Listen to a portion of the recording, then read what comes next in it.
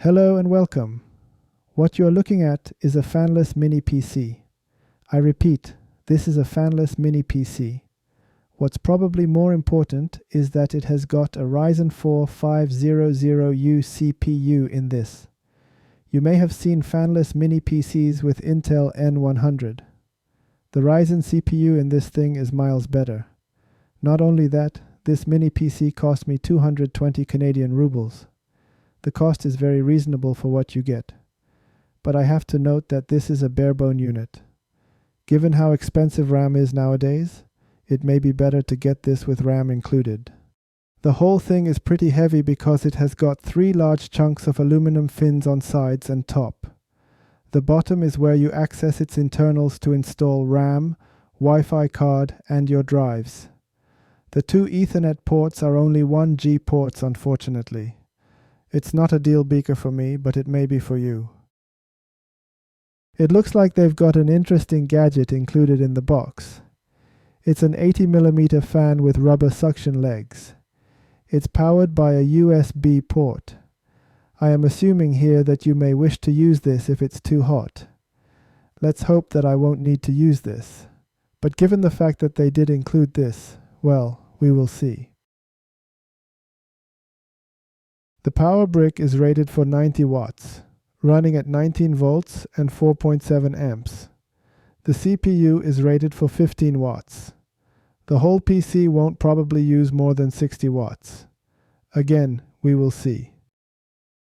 This is after the bottom lid is off, which is a 2mm thick aluminum panel.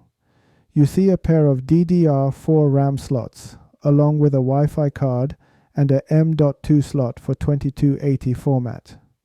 It does also support a SATA drive if you wish. I would have preferred 2 M.2 slots.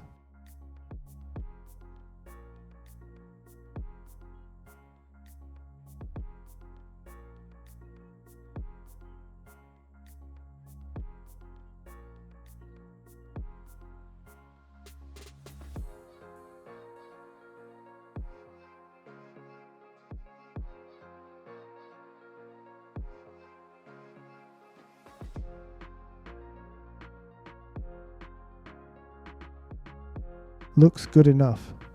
Let's install Windows and see how it's going to fare. Given the fairly decent CPU in this, I suspect no issue whatsoever using Windows 11.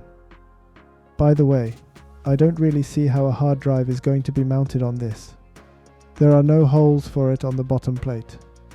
Well, whatever, in the worst case, you can glue it.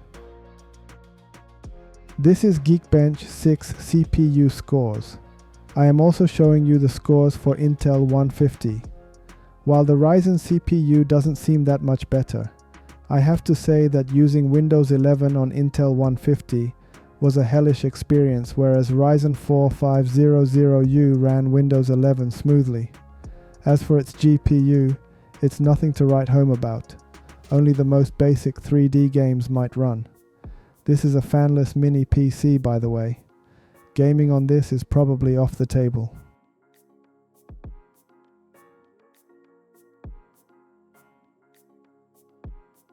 Now, the temperature test. I am running a Blender application in the background, utilizing all 6 CPU cores. I want to see how hot it actually gets. The software is reading up to 87 degrees Celsius, which is quite frankly not bad at all. Then I used the USB 80mm fan on it, which didn't seem help much. However, at one point, the temperature dropped rapidly down to around 70 degrees Celsius. Initially, I thought that the fan worked. However, upon a closer inspection, it looks like the CPU throttled down to about 3.2 GHz. Given the max turbo speed of 4.0 GHz, this is quite a drop. But I must remind you that this is an all-core stress test. If you are using this PC for basic tasks, like web browsing and watching YouTube, it won't drop as low as this. Overall, not a bad fanless mini PC at all. I must remind you that this cost me only 220 Canadian dollars. Even as a bare bone, this is only a little more expensive than Intel N150 mini PCs. I must also mention that the overall build quality of this machine is excellent. The casing is all aluminum, and the PC is quite heavy. There is absolutely no ventilation holes, meaning its inside is going to remain clean, even under very dusty environment. If you've got a cat that likes to hang out warm places, fear not. This mini PC will get along with your cat just fine. It's heavy enough that it won't get knocked off easily, and cat hair will never get in. Finally, the power consumption. At idle, I saw it using around 15 to 20 watts. Under heavy load, it jumped up to around 45 watts. This was measured at wall socket, so this is overall power consumption, including RAM, Wi-Fi card, motherboard, drives, and whatnot. This is reasonable overall. Now, the video is effectively over at this point, but I am going to include the BIOS screen at the end of the video, so thank you for watching and see you next time.